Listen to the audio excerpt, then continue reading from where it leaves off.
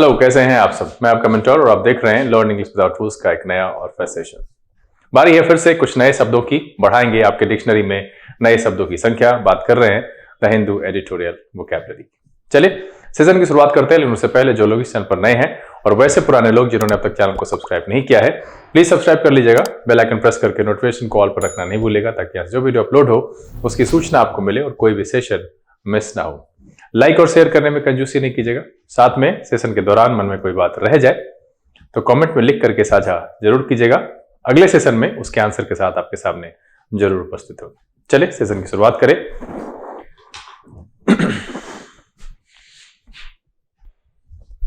Learn English without rules के session में एक बार फिर से आप सबका तहे दिल से स्वागत है। उम्मीद है आप सब तैयार हैं। तो चलिए फटाफट सेशन की शुरुआत करते हैं और शुरू वहीं से करेंगे वर्ड ऑफ द डे से। चलिए आज का जो वर्ड ऑफ द डे है वो है फ्रेट। फ्रेट नाउन और वर्ब दोनों तरीके से प्रयोग होता है और इसका मतलब होता है to be worried and unhappy about something. क्या है? To be worried and unhappy about something. One of the bars across the long, thin part of guitar, etc. that shows you where to put your fingers to produce a particular part. देखिए guitar का जो वो गर्दन वाला हिस्सा होता है ना, जिसपे स्ट्रिंग लगे हुए होते हैं, उस पे जो एक पीले कलर की ऐसे होती है ना, इसको कहते हैं फ्रेट। ठीक है, ये भी कहलाता है फ्रेट। ठीक है, अब यहां पर जो पहला है हम इस सेंस में यहां पर नहीं रखे हैं, मैंने यहां पर रखा है to be worried and unhappy about something. मतलब है किसी विषय में चिंतित और दुखी होना। इस अर्थ में हम फ्रेट शब्द का प्रयोग करते हैं। सिनोनिम की बात करें ट्रबल, बॉदर एंड कंसर्न। क्या हो जाएगा? ट्रबल, बॉदर एंड कंसर्न एक अर्थ में फ्रेट के सिनोनिम के तौर पर प्रयोग किया जाएगा। एंटोनिम की बात करें कंफर्ट, रिलीव एंड कंसोल। क्या हो जाएगा? कंफर्ट, रिलीव एंड कंसोल एक अर्थ में फ्रेट के एंटोनिम के तौर पर प्रयोग किया जा सकता है। एग्जाम्पल देख लेते हैं। कह रहा है see spend the day fretting about what she had said to Nikki। क्या है? She spent the day fretting about what she had said to Nikki। अब यहां पर जो वर्ड ऑफ द डे के तौर पर आज मैंने रखा है वो है फ्रेट। सबसे पहले तो अगर नाउन की तरफ बात करें तो गिटार में जो वो हिस्सा होता है जहां पर हम उंगली रखते हैं तो उसको हम कहते हैं फ्रेट।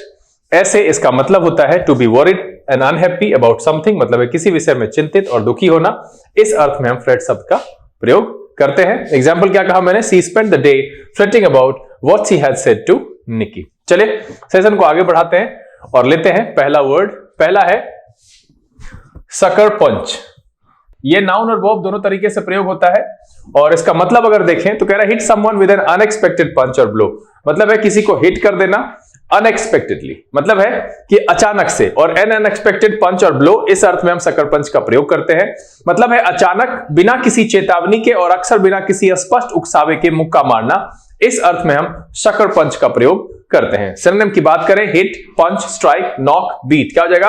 हिट, पंच, स्ट्राइक, नॉक, बीट एक अर्थ में सकर पंच के सिनोनिम के तौर पर प्रयोग करेंगे।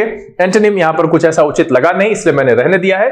तो यहां पर इस सेशन पे जो पहला शब्द है वो है sucker punch. Hit someone with an unexpected punch or blow, मतलब है N unexpected punch or blow, अचानक बिना किसी चेतावनी के और अक्सर बिना किसी स्पष्ट उकसावे के मुक्का मारना।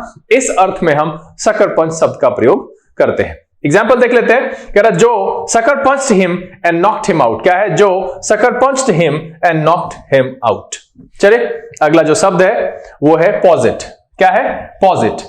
ये नाउन और वर्ब दोनों तरीके से प्रयोग होता है और इसका मतलब होता है टू सजेस्ट और accept that something is true so that it can be used as the basis for an argument और डिस्कशन। मतलब है मानना या मान लेना। क्या कह रहा है? टू सजेस्ट और एक्सेप्ट, या तो सजेस्ट करना या एक्सेप्ट करना that something is true so that it can be used as the basis for an argument और डिस्कशन। मतलब है कि कोई चीज सच है और इसीलिए उस आधार पर उसको किसी आर्ग्यूमेंट और डिस्कशन का आधार माना जा सकता है। यानी मानना और मान लेना, इस अर्थ में हम पॉजिट शब्द का प्रयोग करते हैं। सिनोनिम की बात करें पोस्टुलेट, प्रोपोन एंड पोज। क्या हो जाएगा? पोस्टुलेट, प्रोपोन एंड पोज एक अर्थ में पॉजिट के सिनोनिम के तौर पर प्रयोग करेंगे। एंटोनिम की बात करें एब्सटेन, नेग्लेक्ट एंड रिजेक्ट। क्या हो जाएगा?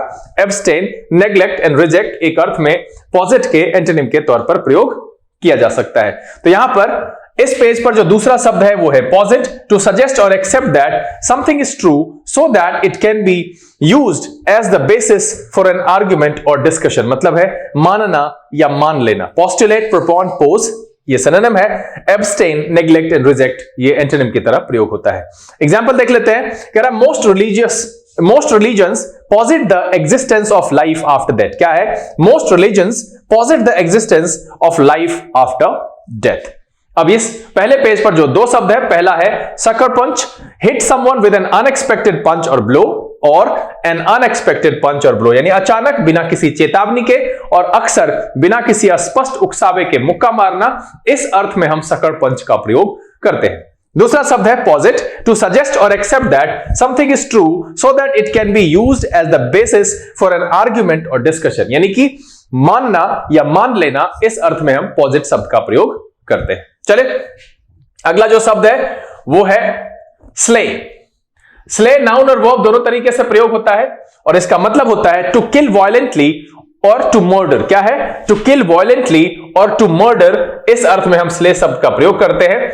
मतलब यहां पर है कि किसी की हत्या कर देने के अर्थ में slay शब्द का प्रयोग किया जाता है, या फिर to impress someone very much और टू बी वेरी गुड और इंप्रेसिव, इस अर्थ में हम slay शब्द का प्रयोग करते हैं। चूंकि ये नाउन और वर्ब दोनों तरीके से प्रयोग हो रहा है, इसीलिए इसके दोनों मीनिंग को यहां पर रखा गया है।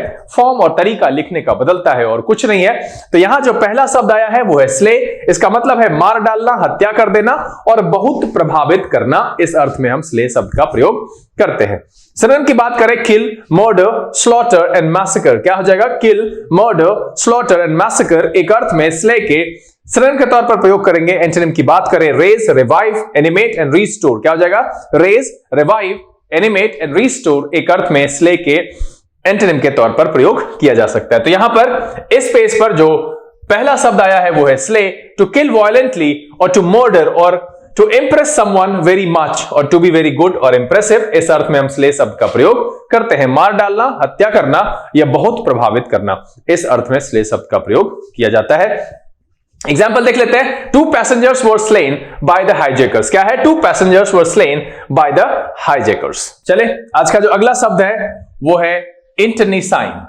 इंटरनिसाइन एडजेक्टिव की तरह प्रयोग होता है और इसका मतलब होता है destructive to both sides in a conflict. क्या है? Destructive to both sides in a conflict मतलब है आपसी या द्विपक्ष घातकीय, जो दोनों पक्ष के लिए घातक हो किसी कॉन्फ्लिक्ट में। सिनोनिम की बात करें, deadly, bloody, violent and fierce. क्या जगह? Deadly, bloody, violent and fierce एक अर्थ में इंटरनिसाइन के सिनोनिम के तौर पर प्रयोग करेंगे। एंटोनिम की बात करें तो यहां पर सैलिटरी, रेमेडियल एंड बेनिफिशियल। क्या हो जाएगा? सैलिटरी, रेमेडियल एंड बेनिफिशियल एक अर्थ में इंटरनिसाइन के एंटोनिम के तौर पर प्रयोग किया जा सकता है। तो यहां पर जो इस पेज पर दूसरा शब्द है वो है इंटरनिसाइन, मतलब होता है destructive to both sides in a conflict, मतलब है आपसी या द्विपक्ष घातकीय। Deadly, bloody, violent and fierce antonym है salutary, remedial and beneficial। Example देख लेते हैं।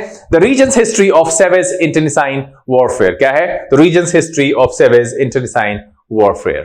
इस पेज पर जो दो शब्द है, पहला है slay, इसका मतलब है to kill violently or to murder or to impress someone very much और to be good or impressive मतलब है किसी की जान ले लेना, हत्या कर देना, मार डालना, इस अर्थ में, या फिर बहुत प्रभावित करना, इस अर्थ में हम slay शब्द का प्रयोग करते हैं। यहां जो दूसरा शब्द है वो है इंटरनिसाइन, मतलब होता है destructive to both sides in a conflict, मतलब है आपसी या द्विपक्ष घातकीय, इस अर्थ में हम इंटरनिसाइन शब्द का प्रयोग करते हैं। चले अगला जो शब्द है वो है आयल। आयल नाउन की तरह प्रयोग होता है और इसका मतलब होता है a passage between rows and of seats in church, theatre, train etcetera और between rows of shelves in a supermarket, मतलब है गलियारा या गली, इस अर्थ में हम आयल शब्द का प्रयोग करते हैं। सिनोनिम की बात करें, पैसेज, कॉरिडोर एंड वॉकवे। क्या हो जाएगा? पैसेज, कॉरिडोर एंड वॉकवे एक अर्थ में आयल के सिनोनिम के तौर पर प्रयोग कर सकते हैं। एंटोनिम यहां पर कुछ ऐसा लगा नहीं, आप इसके अलावा जो आपको संदर्भ में फिट लगे आप रख सकते हो। तो यहां पर इस पेज पर जो पहला शब्द है वो है aisle, a passage between rows of seats in church, theatre, train etcetera और between rows of shelves in a supermarket, मतलब है पैसेज, कॉरिडोर, वॉकवे। आयल का मतलब है गली या गलियारा। एग्जाम्पल देख लेते हैं। Would you like an aisle seat or would you prefer to be by the window. क्या है? Would you like an aisle seat or would you prefer to be by the window. चले अगला जो शब्द है वो है रिजॉइस।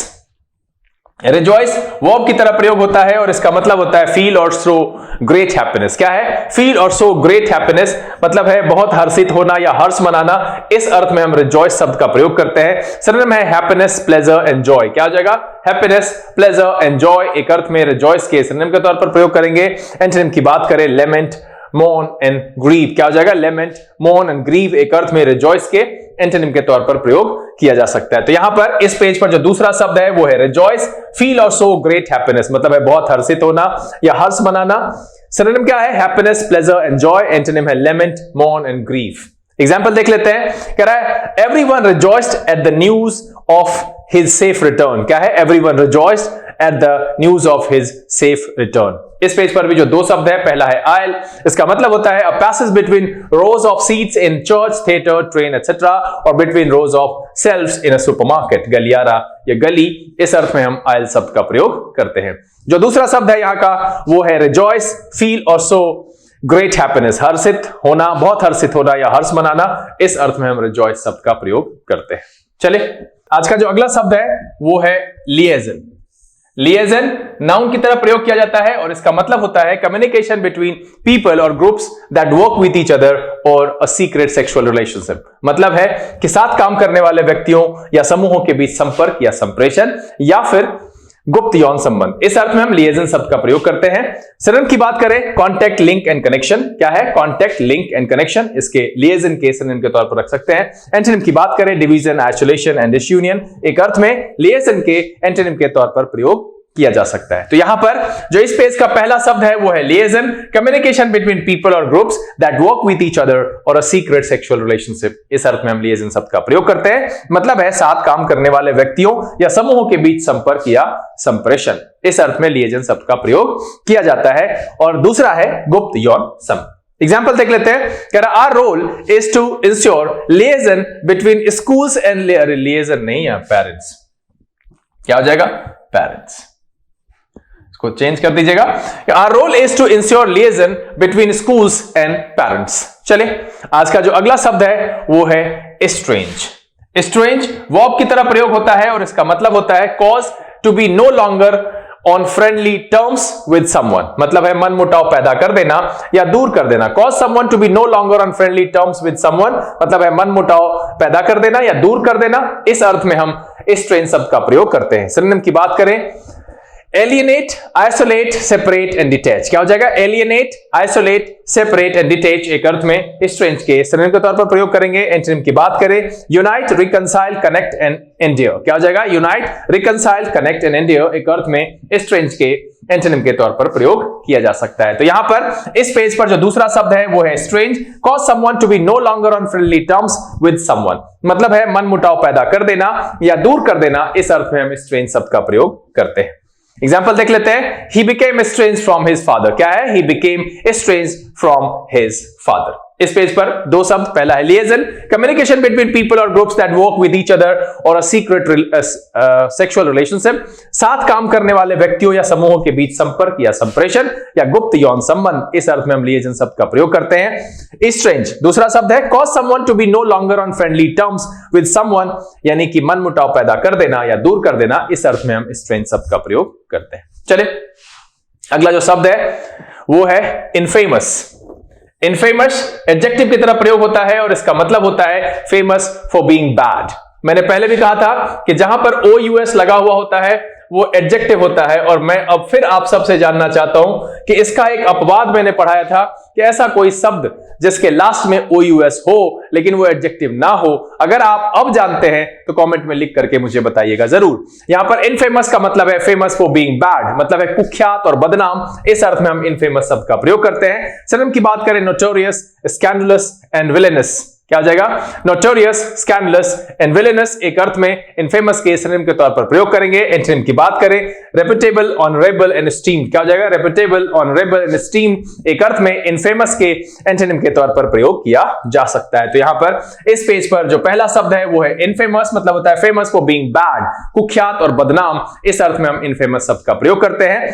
एग्जाम्पल देख लेते हैं। कह रहा the area is infamous for drugs and crime. क्या है? The area is infamous for drugs and crime. चले अगला जो शब्द है वो है प्रोडिगल।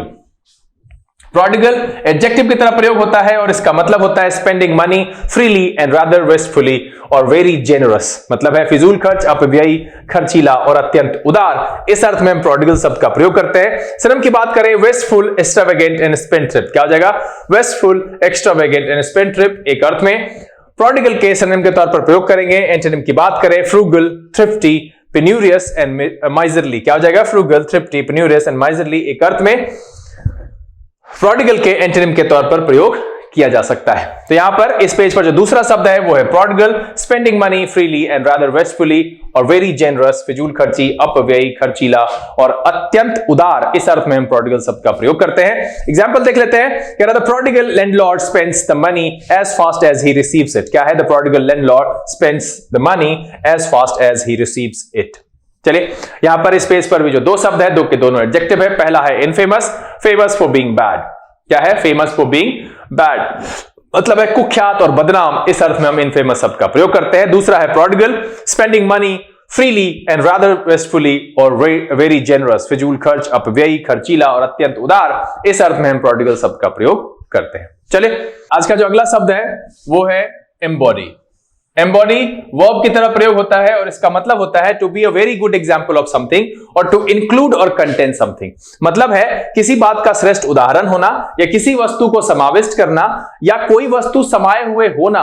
इस अर्थ में हम एम्बॉडी शब्द का प्रयोग करते हैं। सिनोनिम की बात करें, इनकॉर्पोरेट, इंक्लूड एंड कंटेन। क्या हो जाएगा? इनकॉर्पोरेट, इंक्लूड एंड कंटेन एक अर्थ में एम्बॉडी के सिनोनिम के तौर पर प्रयोग करेंगे। एंटोनिम की बात करें, exclude, scatter, except and disperse. क्या हो जाएगा? Exclude, scatter, except and disperse एक अर्थ में एम्बॉडी के एंटोनिम के तौर पर प्रयोग किया जा सकता है। तो यहां पर जो इस पेज पर पहला शब्द है वो है embody, to be very good example of something या फिर टू इंक्लूड और कंटेन समथिंग, किसी बात का श्रेष्ठ उदाहरण होना, किसी वस्तु को समाविष्ट करना या कोई वस्तु समाये हुए होना। इस अर्थ में एम्बॉडी शब्द का प्रयोग करते हैं। एग्जाम्पल देख लेते हैं।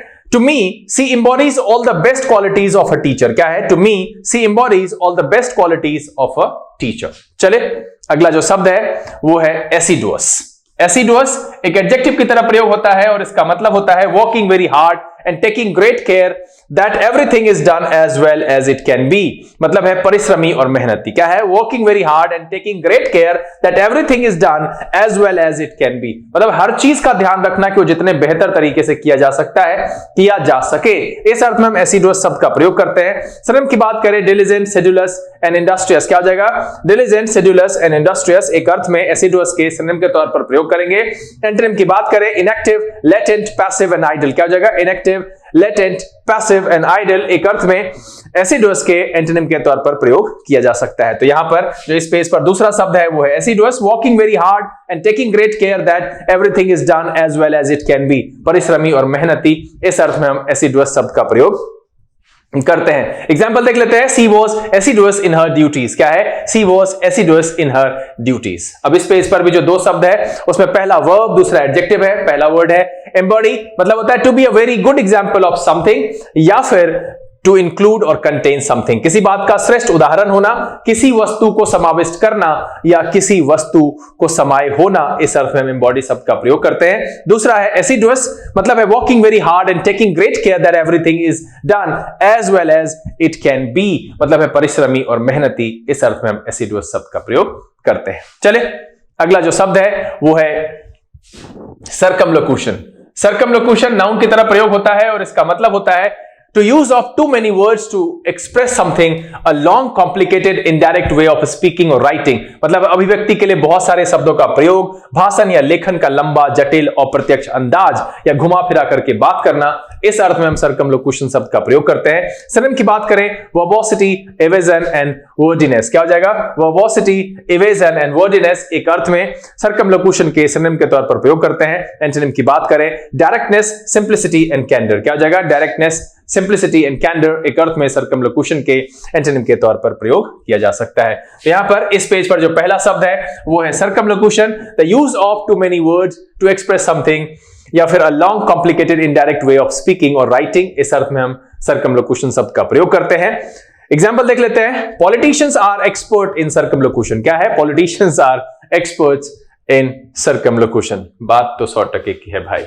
चले, अगला जो शब्द है वो है ल्यूसिड।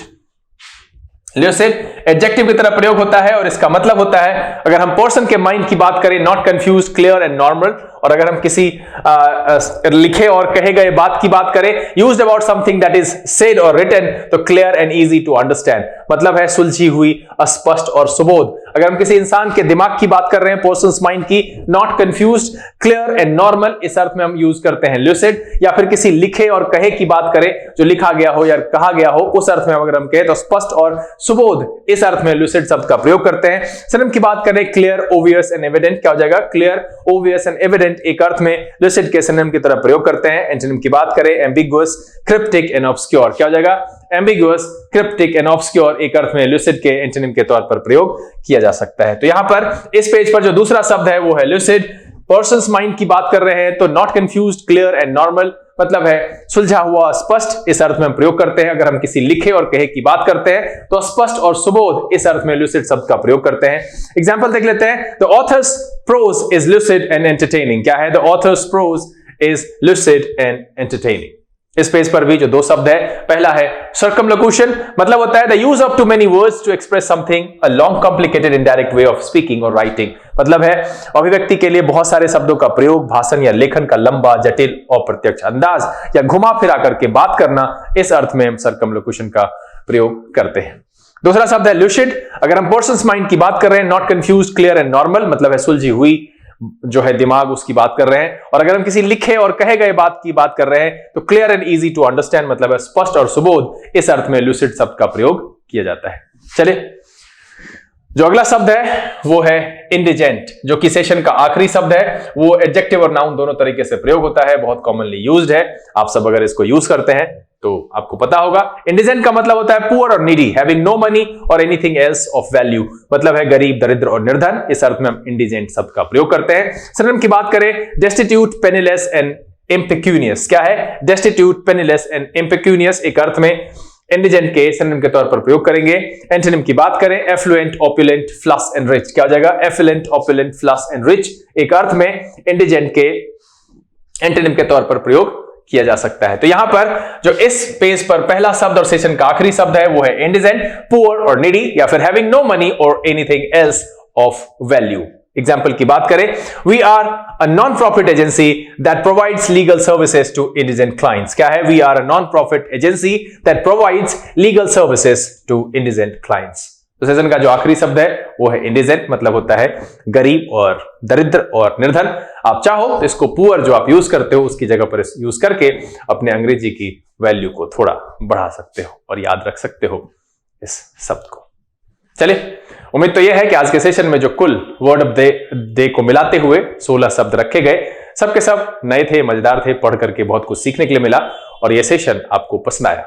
अगर ये वीडियो अच्छा लगा आप इसको लाइक कर दीजिए। अब तक चैनल सब्सक्राइब नहीं किया है तो प्लीज सब्सक्राइब कर लीजिएगा। बेल आइकन प्रेस करके नोटिफिकेशन कॉल पर रखना नहीं भूलेगा, ताकि आज जो वीडियो अपलोड हो उसकी सूचना आपको मिले और कोई भी सेशन मिस ना हो। समय यहां से लेने का, बहुत जल्द इस तरह के एपिसोड के साथ फिर आपके सामने उपस्थित होंगे। तब तक के लिए आप घर में रहिए, अपना और अपने परिवारजनों का ख्याल रखिए, खुश रहिए, मस्त रहिए, लेकिन पढ़ते लिखते जरूर रहिएगा। लर्निंग विदाउट रूल्स के से this is V K Singh signing off. Keep reading, keep practising. Thank you, God bless you.